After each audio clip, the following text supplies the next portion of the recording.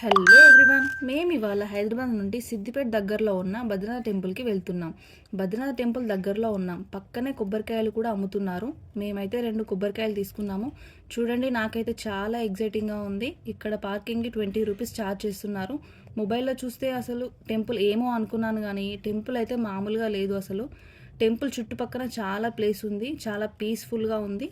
దర్శనానికి అయితే మేము లోపలికి వెళ్తున్నాము. గర్భగుడిలో వీడియో తీయనియట్లేదు. దర్శనం అయితే మేము కంప్లీట్ చేసుకున్నాము. పక్కనే లక్ష్మీమాత టెంపుల్ ఉంది. గోవిందనామాల కార్డు కూడా ఇచ్చారు. కూర్చొని ప్రశాంతంగా నామాలు చదివాము. గర్భగుడిలో మెల్లగా వీడియో తీసాను. కిందికి రాగానే లెఫ్ట్ సైడ్లో శివ పార్వతుల టెంపుల్ ఉంది. దర్శనం కూడా చేసుకున్నాము.